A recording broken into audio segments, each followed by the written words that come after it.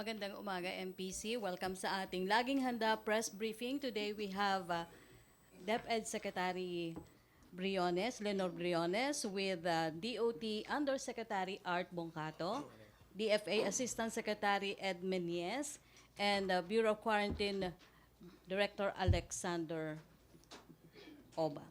Division chief lang. Okay.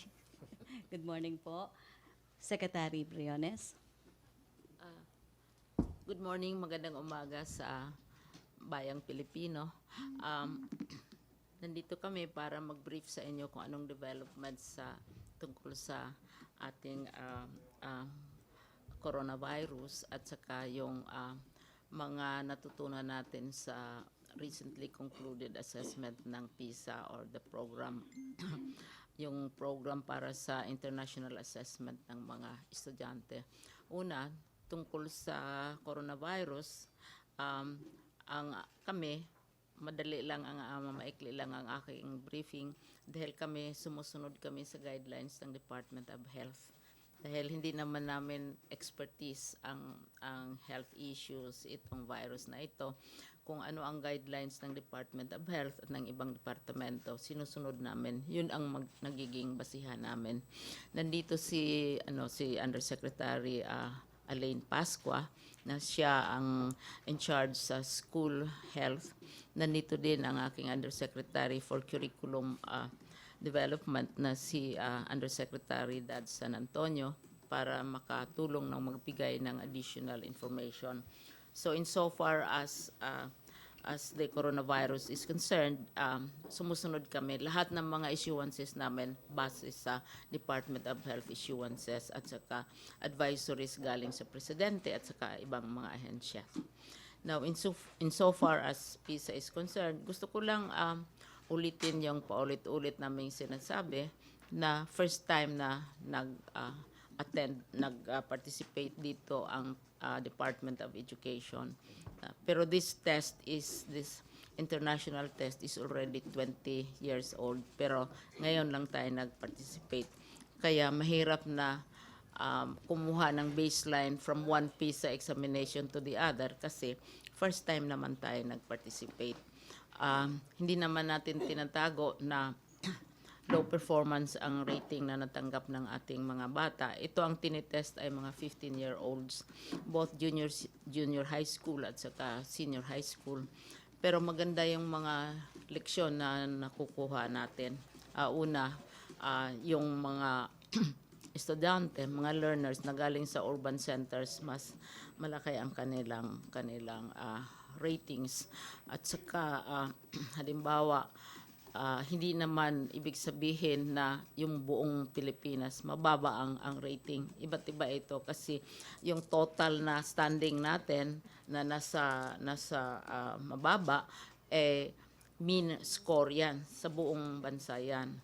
So hindi nakakapagtataka na ang mga highest na scores ay galing sa mga NCR schools, no? Kasi yung sabi nila urban and rural divide. Pero what is also interesting is that in terms of regional performance, ang pinakamataas after NCR is Region 7. Tapos sa Mindanao ay Region 11. Kaya gusto nating matutunan kung paano nila nakamit itong mga scores na ito. Halimbawa, sa buong mundo, mayroon tayong 3 bansa na napakataas ng scores, pero mayroon man tayong 2 eskwelahan na talagang match na match, malapit na malapit sa scores nitong mga highest scoring countries like Singapore, for example, or China. At saka ang pinakamataas na score is Pasig Science High School. And then Region 6 Regional Science High School also na napakataas ng score. So maski sabihin natin kabuuan mababa, pero mayroon tayong mga eskwelahan na nag-e-excel. 20 ka schools itong mga matataas. At saka itong 20 ka schools match the average score of OECD countries. Kaya nila. So yun ang tinitingnan natin na in spite of the many challenges, mayroon tayong mga schools na talagang nag-excel. Sabihin natin na marami tayong problema, pero bakit halimbawa, why is the passing score so high? Why is Region 6, Region Science School rating so high? Bakit ang Region 7 mataas? Sa reading, bakit ang Baguio mataas ang score? So, mayroong leksyon na makukuha natin dito na pwede nating i-share sa ibang mga parts ng ating ibang mga regions. So ito ay nag-lead sa ating programa na tinatawag nating KITE, Edukalidad, na nagpipivot na tayo not only from access, kasi may success naman tayo sa access, but on to quality. Ano itong tinitingnan natin? Una, yung curriculum. Rini-review natin ang curriculum. Nandito ngayon si Yusek Dads. By March 30, lalabas na yung full report on the curriculum review at mga pagbabago sa ating curriculum. At saka may mga feedback sa atin galing sa business sector, galing sa media, galing sa public, na ina-assess yung curriculum natin ng K-12. So, mag-introduce tayo ng reforms dyan. Pangalawa, yung sa yung halimbawa yung mga learning materials natin, yung ating mga equipment, mga classrooms, yung improving ng sintawag nating learning environment. Nakita natin na mayroon tayong more than 9,000 na mga eskwelahan na kailangan talagang tulungan in terms of classrooms, in terms of equipment, learning resources, books, etc. At saka nandito si Yusek Alain na nagmamonitor nito. Pangatlo, palagay ko, importante, which is the third is T or teachers. Nakita natin na hindi ka naman kailangan magkaroon ng PhD para malaman mo yung relasyon ng kung anong natutunan ng mga bata. Largely, nasi-shape yan ng mga teachers. So, kailangan i-upskill sila, kailangan i-reskill, kasi iba na ngayon ang paraan ng pagtuturo, iba na ngayon ang content ng pagtuturo, hindi lamang tuturuan sila ng data, dahil ang data makukuha naman even from their cellphones ng mga bata, kung saan as a matter of fact, sobrang data ang nandyan available sa isang bata. Ang mahalaga kung paano ma-process itong data ito, paano makakita ng meaning, yung tinatawag nating critical thinking. So if you want our children to develop critical thinking, the capacity to assess, ay kailangan ang teachers din i-upskill sila. So, at pang-apat, and this is where media, communications, the business sector, yung environment, mga stakeholders, lalo natin silang ini-involve, kasi ang responsibility for education hindi lamang sa Department of Education, pero kailangan natin ng support. Kaya continuously we are consulting the business sector, civil society, at saka mga experts sa iba't ibang mga paaralan na nag-i-excel sa edukasyon, kinoconsult natin. Kaya nga bukas, February 18, magkaroon kami ng nationwide consultation with the business and environment, dahil sila ang nag-absorb ng karmihang graduates natin. Nagko-consult din tayo sa mga heads ng mga magagaling na mga institusyon. As I said, nakita natin there are 20 schools na ang scores nila ay comparable or even higher than OECD scores. Oo. Paano nila yung nagagawa? Maski sinasabi natin na hindi maganda yung level ng edukasyon natin. So yung ang attitude natin is to learn from the PISA results. So ayun ang ating pinagkaabalahan ngayon. At saka ayaw ko if this is now the proper time to clarify mga concerns sa public at saka sa media na specifically in the case of may epidemic of illiteracy. Sinasabi na 70,000 readers daw, learners in Bicol cannot read. Palagay ko kailangan i-clarify natin anong ibig sabihin natin ng cannot read. Kung no read, no write, hindi yan tama. Dahil ito ay annual assessment na ginagawa ng Department of Education. Tinitest kung yung level ng comprehension nila, kung level ng understanding nila, ng kanilang binabasa ay appropriate to their grade. hindi ibig sabihin illiterate sila. Kaya madaling i-interpret na yung 70,000 ay illiterate na mga Bicolano. Palagay ko insulto naman yun sa mga Bicolano dahil one of their schools, yung Partido State University, nila, ang taas ng rating eh. So, yun, gusto ko lang i-clarify yan. At saka yung paggamit ng, yung precision in the use of the word, do not know how to read. Hindi ibig sabihin no read, no write. Kasi may mga kategorya yan eh, nakakabasa pero hindi lubos na nakakaintindi. So, iba't ibang level yan. At saka yung number siguro na 70,000, medyo exaggerated yan dahil hinalo yung nahihirapan sa Pilipino, nahihirapan sa English, tapos umabot sa 70,000 kung saan yun na nanggagaling. So, maging maingat lang tayo siguro sa ating pag-interpret nitong mga numero, not only numero but words themselves. Not knowing how to read is different from being illiterate. And so yun ang tinitingnan natin. So edukalidad, health issues, kami ay sumusunod sa lahat ng mga requirements at kung kailangan. At my level, I always call the Department of Health Secretary pag mayroon kaming hindi mariresolve na issues at saka madali namang magtawagan ang mga cabinet members. Maraming salamat. Okay, Yusek Bongkato. Yes, good morning. On behalf of Secretary Berna Romulo Puyat, allow me to share with you updates on the steps we have taken to respond to COVID 2019. We have prepared a short presentation for everybody's appreciation. The first step that the DOT did was to issue, next slide please, would issue guidelines to all of our stakeholders involved in tourism enterprises, especially the frontline services, to follow basic protocols. And this was issued even before the travel restrictions were made by the national government. Next slide.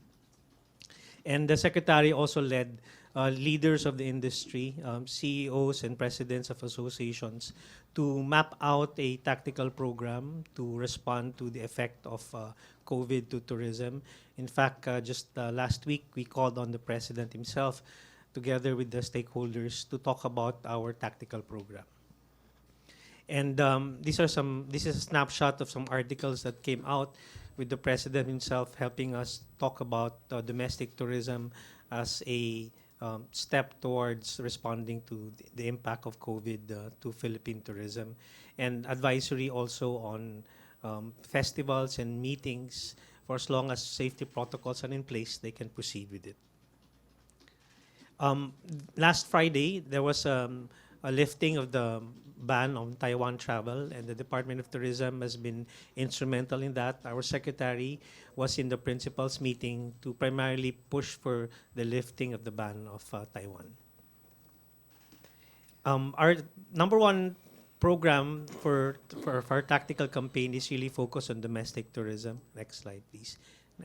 And we've actually engaged all of our stakeholders coming from airlines, hotels, and travel trade to look at steps in really stirring the market. And part of this would be several airline seat sales, packaged promotions, whether value added or marked down. And these are all the commitments made by the private sector. And we're also coordinating with airlines to just cushion the effect of COVID for the whole year, is to come out with airline year-long promotions, similar to like multi-destination passes that the airlines have implemented in the past. We're also encouraging that those who have approved budgets in the national government and local government for meetings to consider moving around the Philippines for their meetings and important engagements to stir domestic tourism. Next slide, please. For international tourism, we're also following the same tack by really looking at a tactical promotion, especially for summer. Next. And next slide. We would like to position, of course, the Philippines as the hottest summer destination in this part of the world. And we would like to leverage on certain bragging rights we have earned for ourselves in 2019.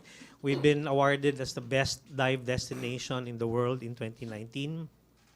And we would like to capitalize on that and position key destinations all over the country. We have a sample list. This is a sample list, what you see on screen, but every destination that is ready to accept both domestic and foreign travelers are very much welcome to be part of our campaign. Next slide, please. And our target markets would be our short-haul markets. Number one market is still South Korea, Japan, the whole of the ASEAN market, and even homecoming Filipinos from the United States, add Western Europe as well. And this March, we are going to roll out a very important project that we've been working on the past couple of months, and it is the first ever Philippine Shopping Festival that's going to happen nationwide next. And this Philippine Shopping Festival will involve all of the major organizations in the retail industry. The next slide would show you the list of all the malls, starting from the Araneta Group all the way to Vista Mall. And all of the networks of these malls will be part of our nationwide campaign. And we have all the support of major organizations behind the retail industry and the tourism industry, from the Philippine Franchise Association to the Philippine Tour Operators Association and the like. And these are some samples of our positioning. We would like our guests to look at the Philippines as a destination for most unique finds in terms of items to purchase and to experience, and highlight on homegrown brands and local products, like really developing handicrafts all over the country. And our target market is still the short-haul market, primarily Korea, Japan, and of course our homecoming Filipinos from the US. And part of our messaging is really how the Philippine government has responded to this crisis. And this is all part of this tactical program the DOT is rolling out. Thank you very much. Okay, Asek Menyes. Thank you. Magandang umaga sa inyo lahat. We were given about 5 minutes to present, and with me today is Senior Special Assistant Ambassador Olive Palala, also from OMWA. First slide, please.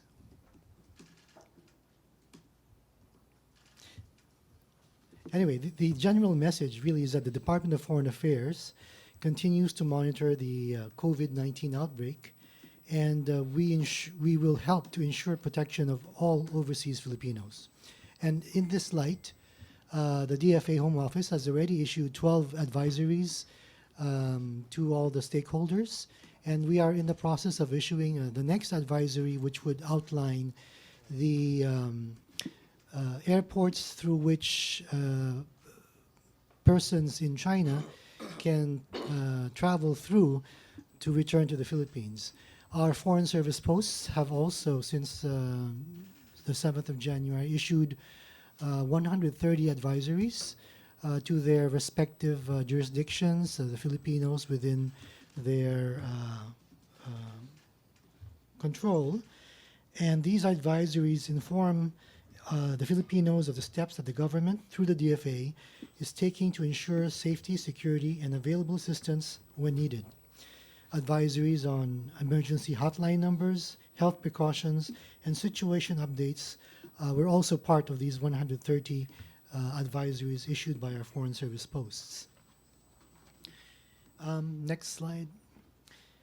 The temporary suspension of the issuance of visas by all Foreign Service posts to foreign nationals directly coming from China and foreign nationals who within 14 days immediately preceding arrival in the Philippines have also been communicated. The DFA has likewise instructed all its embassies and consulates general to advise visa-free nationals who fall under the said categories about the temporary travel ban imposed by the Philippine government. As discussed in the last IATF meeting, resolution or discussion regarding said temporary visa suspensions, like other travel restrictions in connection with COVID-19, will be subject to regular review by the IATF.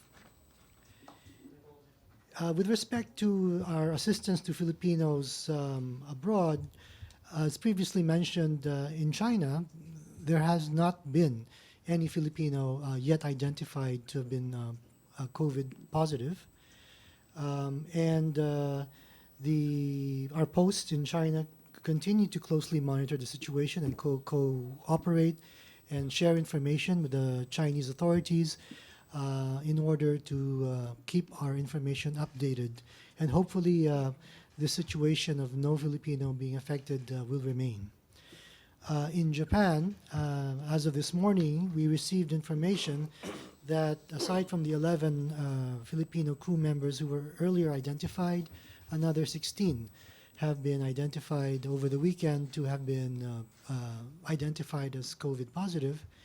And similar to the previous persons, everyone who's identified as positive is then brought to the hospital for better care. The embassy is in close coordination with the relevant Philippine and Japanese government agencies and representatives of the World Health Organization, Princess Cruises, and the Manning Agency to ensure that the needs of the Filipino crew and passengers are met and to facilitate their eventual return to the Philippines.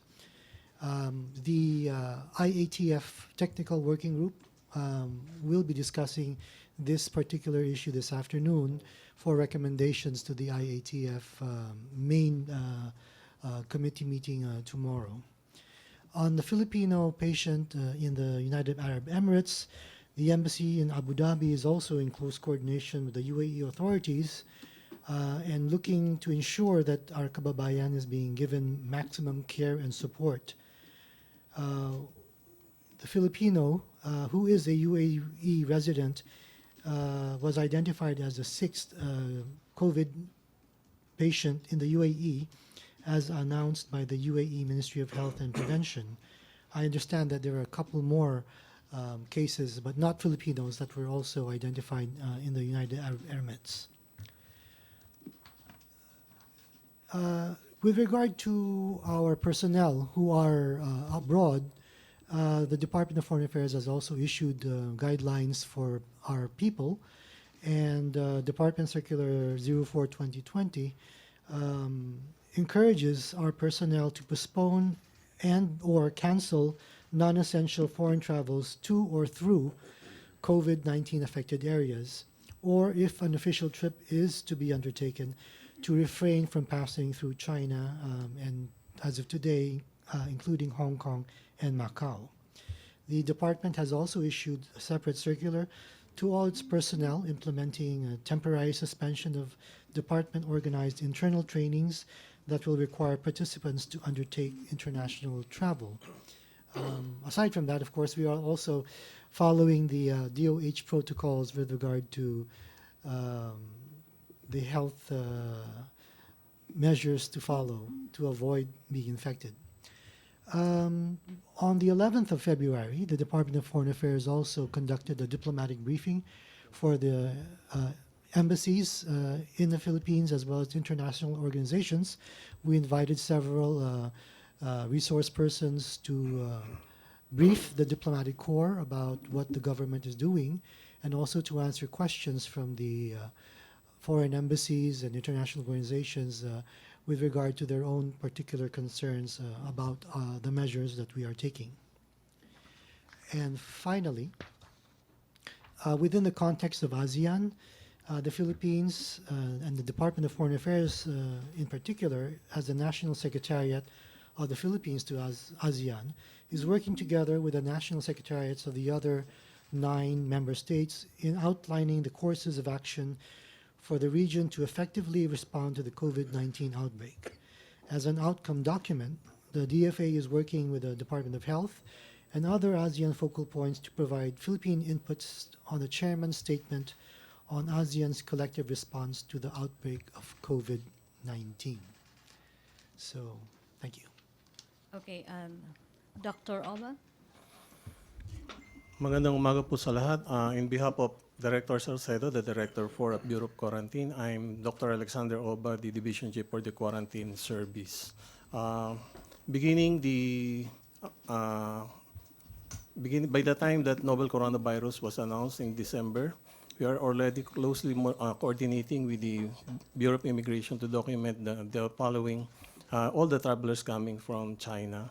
And also we alert all stations to immediately conduct passive surveillance among travelers coming from China. And then before the Wuhan ban, we immediately call on the manning agency, particularly holding our seafarers, to have guidelines pertaining to prevention and control of novel coronavirus on areas being affected. And then, likewise, respectively, on that date, we immediately convene the terminal operators, local airlines, and also Association of Foreign Airlines regarding the prepositioning of health declaration checklist. So on the January 31, we issue a memorandum pertaining to the distribution also of and the use of this health declaration checklist to document individuals coming from China. And then by February 2, immediately after the directive of the President, in coordination with the Bureau of Immigration, we comply with the travel ban for those travelers coming from China in the administrative region. And then effective Saturday, we issued the memorandum to all stations on the lifting of the delegated quarantine for airline crew who are undergoing delegated quarantine as affected by the travel ban in Taipei. And pertaining to cruise ships and vessels, we issue Memorandum 0034, particularly aligning with the directive of the President for the cruise ship or all those coming in from China, but with the relaxed Memorandum Circular for cargo vessels. The only changes that happen is that all vessels coming from China will be cleared at the anchorage area prior to berthing to their respective ports. So we're working hand in hand with the terminal operators, ship agents, local airlines, together with the other authorities at points of entry. The Bureau of Quarantine is continuously implementing as much as possible the maximum prevention and control and spread of infection for nCoV at points of entry. Thank you. Okay, MPC questions. Sa COVID-19 muna tayo and then later kung may issue kayo sa Department of Education. Jinky. Good morning po. Sa Bureau of Quarantine, sir. Sir, just to set the record straight po, no, na-lift na po yung travel ban natin sa Taiwan. Do we need to have this 14-day quarantine doon sa mga visitors na nag-travel sa Taiwan? Effective, ma'am, February 14, we issue an electronic memorandum to all our stations to release those crew who are undergoing delegated quarantine, meaning they are in the respective institution manned by their own respective medical custodian. And today, Monday, they will receive the black and white memorandum pertaining to that. So all were released as the advisory to leave also Taiwan from the travel ban. One thing pa, sir. Do you think it is high time now na magkaroon tayo ng sarili nating CDC, sir? That what we call Center for Disease Control and Preventions as somehow proposed by certain quarters? I think if there are notions like that, maybe they can lift the issue to the interagency task force who can better give them advisory on the creation of CDC. But as far as the Bureau of Quarantine is concerned, we also raise our issues to the interagency task force. Okay, thank you, sir. Maricel. Good morning po. Azek Menyes, may we know what's the plan of the government to all those Filipinos on board MV Diamond Princess? Are we going to evacuate all of them? Yes, thank you. Certainly, we will assist all the Filipinos who are currently in Yokohama. The details for that, as I said, will be initially tackled this afternoon by the Technical Working Group on IATF, and recommendations will be given to the full IATF meeting tomorrow. Of course, nothing will move without the clearances of the Japanese government, and I understand that some countries have already repatriated. But as you know, most of the people that we have are crew members. So we will await the recommendations of the technical working group that have more specific details with regard to the conditions and maybe labor requirements or immigration requirements before they can be sent home. The 14-day period, I understand, ends on February 19. So for now, wala pa po tayong decision. Ano po yung target date natin to release the decision as to their evacuation? With the discussions this afternoon, hopefully by tomorrow, the IATF will be able to give some guidance as to full details. But obviously, February 19 is the 14-day quarantine period, so nothing before that.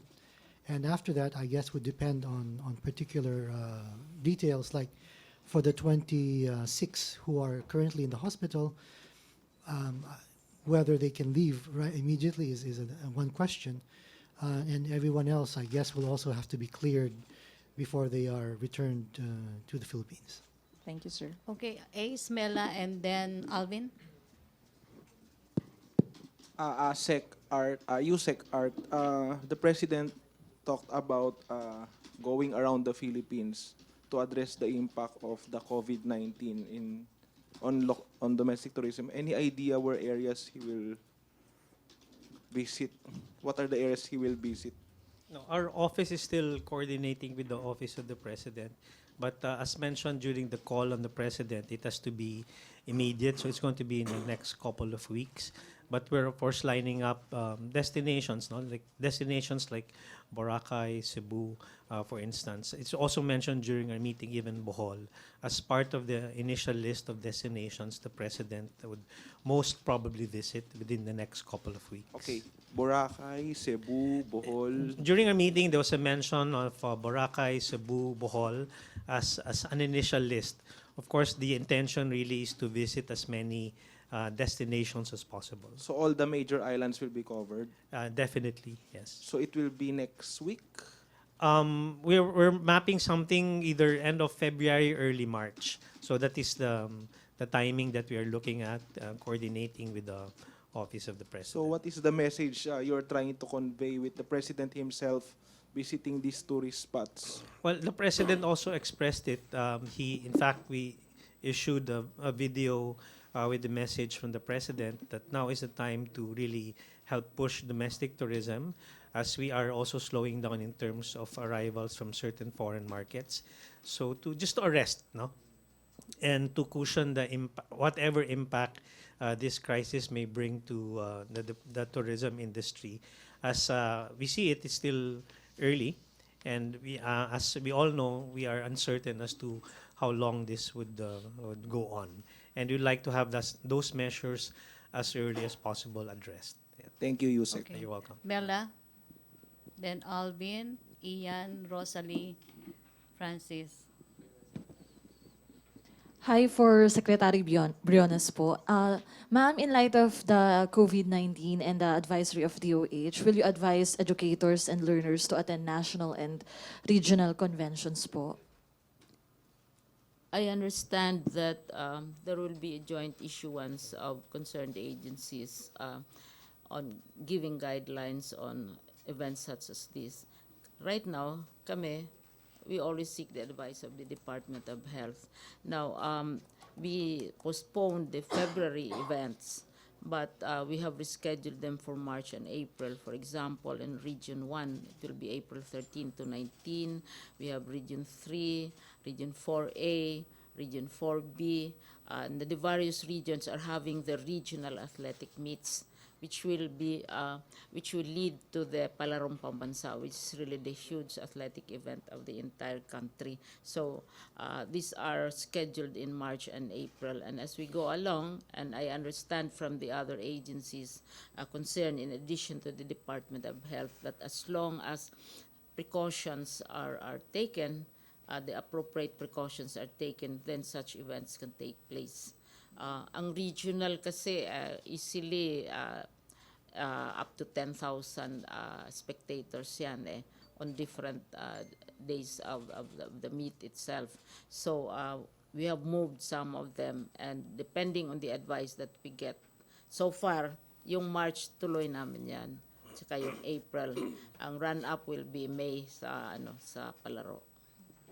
Okay, ma'am. Just a follow-up po.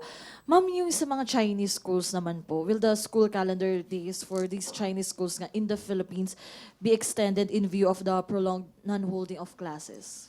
Automatic yan kasi the law provides that there have to be a specific number of days where teachers have face-to-face discussions with their students. So whether Chinese schools or public schools or local schools or other foreign schools, they have to comply with the requirements of law. So what they usually do is to have extension of classes, but how they will extend classes, whether longer hours during the day or on Saturdays or on Sundays or however they do it, they will have to comply with what is required by law. Alvin? Yusek Bongato, magandang hapon. Magandang umaga pa. Magandang umaga. Yusek. Opo. Yusek, how will DOT boost local tourism when there's a recommendation from Department of Health to refrain from outdoor activities or large crowds? How do we reconcile this, Yusek Bongato? Yes. I'd just like to share that during the IATF principals meeting last Friday, February 14, that was agreed on by the DOT, the DOH, and DILG to issue the soonest clarificatory statement pertaining that directive or advisory from the DOH. And the general message there is that for as long as all precautionary measures are in place, and all protocols that are needed to be in place are in place, then they can proceed with such events and activities. So as we speak, I think that that joint statement is being prepared and signed for everybody's appreciation. So it's a matter of maybe today or tomorrow for that statement to be issued and shared with everybody. Yusek, follow-up lang. Sir, do we have a firm policy regarding whether to allow or not to allow tourist cruise ships to dock on our ports? There is no national policy, but what we have seen the past couple of weeks was that the local government units themselves were issuing executive orders for travel restrictions, especially those involved in the cruise ship industry. So we cannot do much about a ship if wanting to dock in one area and the local government has already issued an executive order. So that is what we have been dealing with the past weeks pertaining to the cruise ship industry. Yusek, habol ko na lang. In terms of losses po, to date ba, magkano na po yung losses sa tourism industry? The losses for us is too early to talk about it, but the secretary has mentioned, in fact, during her press conference last week, if we put together an estimated foregone revenue, if the whole of February will be will be no markets coming from China, Hong Kong, and Macau, we've estimated around 14.8 billion pesos in terms of tourist receipts. We just got that projection from our performance in February 2017, 2018, and 2019, and made a projection for this year and used some indicators like average spend and average length of stay in 2018, and that's a figure that we came out with. So it's more or less a really an educated estimate in terms of how much we will how much revenue will not be made during the month of February. Okay, Ian, Rosalie, Francis, Sam, and then Ina or Prince. To Secretary Briones. Ma'am, ang sinasabi po ng DOH, kung sila lang po ang masusunod, parang gusto nilang iwasan yung mga gatherings. Pero marami pong mga alumni homecoming and gatherings this summer ang mga schools. Ang DepEd po ba ay nire-recommend din po na iwasan ito? Sinabi ko na kanina, bago ako magsagot ng tanong mo, I'd just like to announce that 12 noon, DepEd will have a press conference on specific matters related to education. This will be at the division office in Manila sa Aroseros. So makaklarify natin in greater detail and yung mga concerns ng media and the public. Yusek Alain and Yusek Dads will be around to share detailed information. Now, ngayon, the proposed and the expected, the pre-announced issuance of the joint memorandum of the various agencies will change and will affect positively, I hope, the holding of various events in our units. Kasi ang pinaka, sa palagay ko, ang laki-laki ng contribution sa local tourism ng activities ng DepEd because we have a forthcoming Festival of Talents, we have the press national press conference, we have regional athletic meets because it's not only the athletes kasi ito mga learners, mga bata kasama usually ang parents, mga lola and so on, and they have already made reservations. So February lang yung napakalaki ng cancellations na nagawa namin, and if we reach up to halimbawa to the palarong pambansa, easily 30,000 katao. We'll just have to emphasize again and again to our various units that they should comply with the protocols and the guidelines and take the necessary precautions. But probably that will have to be worked out in greater detail with the Department of Health. Yes. Yung mga precautions which have to be taken because really DepEd events attract big audiences and crowds. Secretary, may naririnig din po kami no, na may mga ibang schools na parang nagpaplano sila na wala ng graduation ceremony. Instead, ibibigay nila yung mga certificate dahil nga iniiwasan yung mga gatherings. Ito po ba ay pabor pa ang DepEd dito?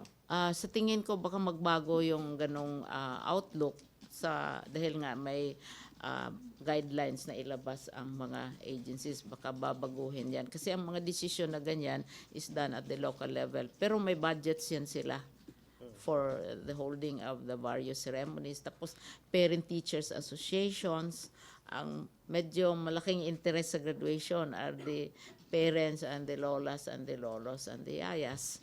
Yun ang, aside from the children, of course. Rosalie? Good morning po. Kay Asek Menyes po, nabanggit niyo po yung bilang kanina ng mga Filipinos outside the country na infected. So as of now po, 28 ang total number of Filipinos infected ng COVID. Yung positive, 26 in Japan, 1 in the UAE, and I think think 27. sa Hong Kong, mga kwan lang naman yun eh. Hindi naman positive. So they were, I think, mostly released. So as far as I have it here, 27 27 po ang total number ng Filipinos so far. confirmed COVID po infected. Sir, ano po ang update po dun sa panawagan po ng mga stranded OFW na may trabaho sa Hong Kong? Kasi po meron pong napaulat na within the week, there will be a resolution about po dun. Yeah, isa yata sa mga pag-uusapan din ngayong hapon, yung sa IATF Technical Working Group, pag-uusapan yung mga issues about Hong Kong and even Macau. So baka bukas meron ho tayong developments on that particular issue. Pero we are very much aware of all the affected Filipinos, both in those special administrative regions and of course yung mga Filipino din ho natin, mga kababayan natin dito sa Pilipinas na gustong bumalik din ho sa Hong Kong and Macau. May we know po kung ano po yung hinihintay ng IATF para po mag-arrive sa conclusion or dun po sa decision regarding po dun sa travel ban sa Macau and Hong Kong?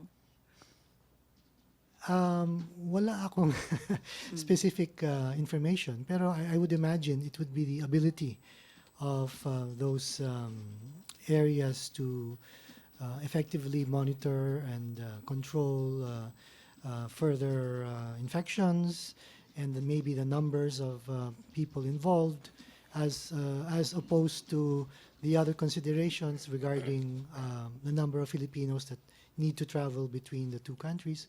So marami ho siguro mga kailangan pag-aralan kung saan ho ang mas magandang desisyon.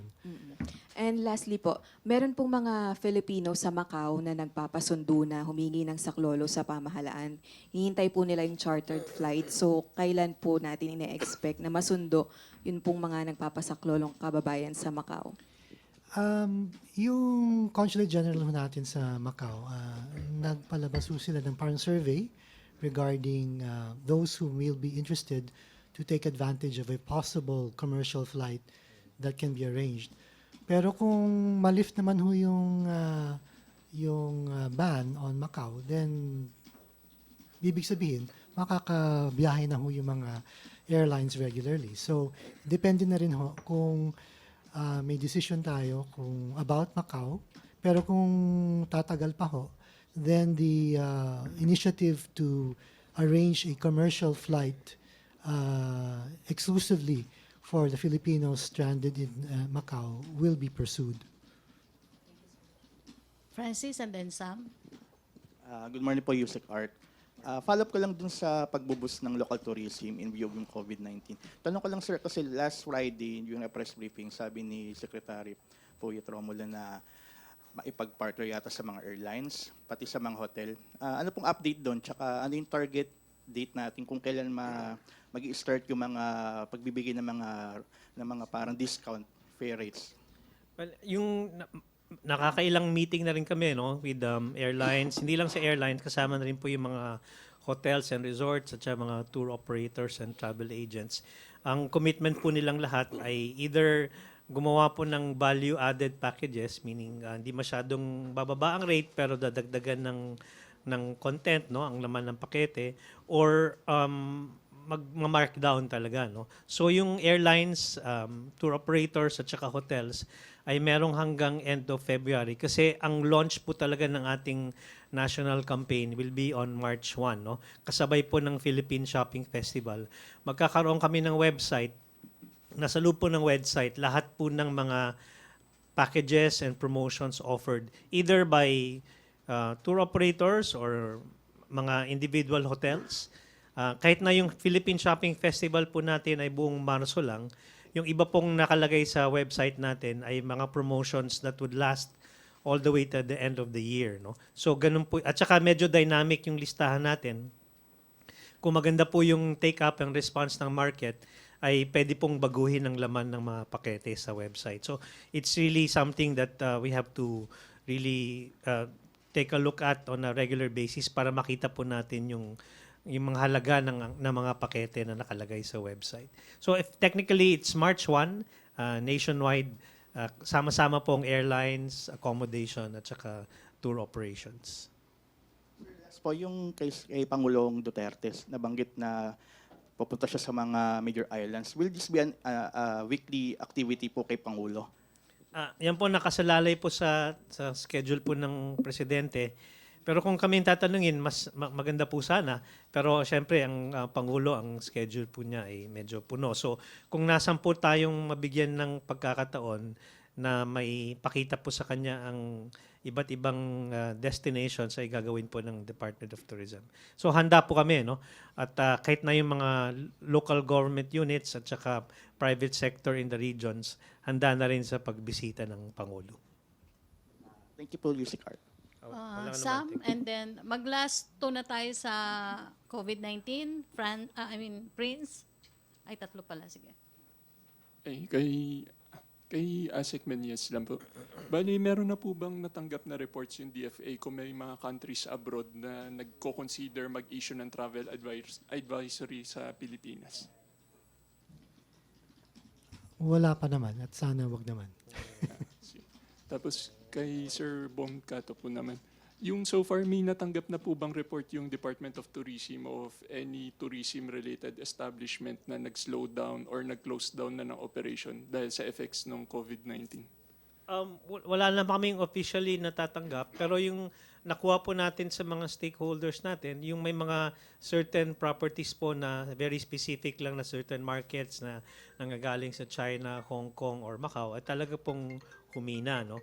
Kaya ang aming mungkahi ay habang humihina yung market na yan, ay tutukan natin yung domestic tourism para kahit papano po lahat ng mga, let's say for example, resorts, kahit na wala na yung markets coming from China, ay mapupuno naman ng domestic travelers. No? So ang punto natin dito is mapatuloy po yung pag-ikot ng tourism economy. No? Kahit na domestically, malaking tulong din po sa lahat ng stakeholders natin.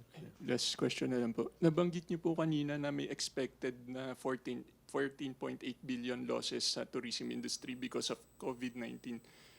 Sufficient po kaya yung domestic tourism para makompensate yun? Or mas bababa yung pwede nating revenue na makuha sa domestic? Medyo, as I mentioned, medyo mahirap sagutin at sa puntong ito no, dahil napakaaga pa. Pero ang ginagawa lang natin is you have to be very aggressive sa pagbigay ng posibleng solusyon sa impact nga. No? Because natigil. Ngayon lang, for the first time, natigil yung may mga flights coming from these destinations. Pero kung tutuusin natin, if you look at the value of domestic tourism in 2018, that's a total of 3.3 trillion pesos, no? As opposed to foreign, which is around 2.2 trillion pesos. So, malaki po ang halaga ng domestic tourism. Konting spike lang po sa domestic tourism, gaya po na sabi ni Secretary Briones, kung matutuloy po yung lahat ng events ng DepEd, ay malaking tulong yun. No? Sa sigurado na isang parte ng ekonomiya ay hindi talaga maapektuhan. Kung mag-increase, ay matutulungan po yung mababawas sa international markets.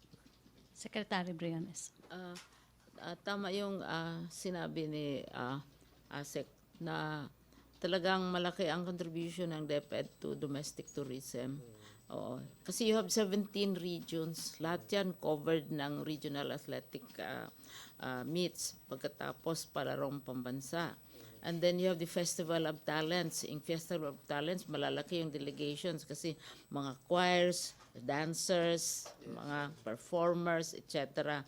Tapos plus the press conference, annual press conference also which is held. So itong mga events na ito talagang generate so much ang daming mga spectator. These are spectator sports kasi eh. So, malaking-malaki ang contribution na nakikita ko. At hindi lang yan. Ang hotels, as I said, pagkain, supply ng equipment, napakalaking na-degenerate na economic activity pag magkaroon ng event ang DepEd dahil sa laki niya. Okay. Si Prince muna, then Jinky and Chris. Last na tayo sa COVID-19. Okay, may ACE pa.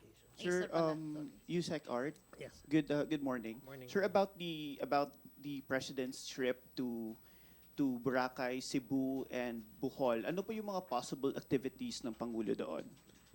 Hindi pa po namin na pag-uusapan, but of course from the point of view of the department, we want of course to showcase the sites and attractions that are very popular among our markets. No, hindi lamang popular sa mga foreign markets but popular also for the domestic market. So for instance, pagpunta po sa Bohol and Cebu and Boracay, these are coastal destinations. No? So maaring pong papakita natin dito yung mga pinakasikat na beaches for example, no? At saka yung mga activities na nagbibigay ng mga unique experiences sa mga turista. At malamang papakita din natin yung local communities, no? Importante kasi yung role ng local communities sa turismo dahil sila po yung nagbibigay nga ng aside from probably sources ng pangangailangan ng industriya, sila rin po nagbibigay ng uniqueness sa experience ng mga bisita sa Pilipinas. Possible ba, sir, na magbi-beach swimming ang Pangulo sa Boracay? Beach swimming. Magsiswim talaga siya sa Boracay. Possible ba yon, sir? Parang hindi ko masagot yung tanong mo. It's below my pay grade, but we will recommend. Yes, yes. Thank you, sir. Okay, Jinky, then Chris, and Acer. Sir, sa DFA, kay Asik Meneas. Hi, sir. Sir, any update on possible lifting ng ban natin sa Hong Kong? Kasi parang prefer yata ni Secretary Luxtin na i-lift ito since para daw sa mga OFW natin. Sir? Yeah, kagaya ng sinabi ko, pag-uusapan within the technical working group ITF mamaya, and then probably maybe some recommendations for the full meeting tomorrow. Pero nag-tweet nga si Secretary about the conditions of the Filipino workers affected by the ban. So I think there is a common feeling within the government na marami nga ho na apektuhan. So it's one of the main considerations why we're reviewing the coverage of the ban. Sir, one last lang. Yung mga countries na tinitingnan natin na maaari tayo mag-issue ng travel ban, isa ang Singapore doon. Pero ang Secretary parang he actually opposes that. Parang sabi niya hindi daw niya susuportahan any ban on Singapore. Yes, may tweet nga rin si Secretary about that. And again, yung mga tinitignan siguro ng experts ay yung kakayahan ng bansa tungkol sa pag-handle ng COVID-19. And then the other factors are the economic consequences, consequences on our Filipino workers. So marami hong pag-aaralan at magkakaroon tayo ng desisyon, hopefully in the near future. Thank you, Asek. Chris? Kay Yusek Art po. Sir, ano po yung mga countries na sa tingin nyo ay nakapag-contribute po dun sa revenues ng tourism industry? Yung top markets pa rin natin ang binigyan natin ng pansin, ano. Like South Korea is still our number one market, and we would like, and our department is investing more resources sa pag-communicate sa mga different market segments sa South Korea. Ganon din po sa Japan. USA is also a performing market, primarily of course driven by homecoming Filipinos. At masaya po kami, lalo na si Secretary, nung Biyernes, February 14, na na-lift yung ban sa Taiwan. Because it's the 5th biggest market of the Philippines at malaki po ang kanyang pag-angat in terms of arrivals, year on year. So isang pakahalagang market po sa Pilipinas yun. Sir, despite po dun sa NCOV, COVID-19, ini-encourage nyo pa rin po ba yung ibang tourist na pumunta dito? Sa kabila po na nakafocus po tayo sa local tourism. Oo naman, no? Kasi in fact, gaya na sabi ko kanina, yung aming Office of Branding and Communication ay nag-invest na mas malaki pang amount, no? Not only communicating to these short-haul markets, but to all of our markets worldwide. Because ang sinasabi natin, maayos naman po yung pag-respond po ng Pilipinas sa crisis na ito, and then protocols are in place. Ganun naman po yung ang ating condition dyan. Gaya ng sabi ng aming kalihim, na safety is primary, but pag na-set na po yun, pwede natin pagpatuloy yung turismo as a push, kasi it's not only one way of doing sustainability in the Philippines, it's also very inclusive. Kasi nung 2019 alone, or 2018, around 5.4 million Filipinos were directly and indirectly employed by the tourism industry. So napakahalagang industriya po ang turismo. So kailangan in all cases where safety is present, we will push for tourism growth. Thank you po. Acer? Asek Meneas, i-clarify ko lang po yung numbers of Filipino crew members ng ship who tested positive for COVID. Earlier you said 11 yung initial and then 16. So are there 26 or 27 who are? Yeah, yes, you're correct. 27, yeah. 27 po. And what assistance is the Philippine government giving them? Are we paying for their hospital fees while they're in Japan? The Philippine Embassy, as I said, is in constant contact. They have, through the Japanese government, delivered care packages containing toiletries and non-medical supplies, and are in constant contact with the medical authorities. At this point, it's not clear to me whether the medical expenses of those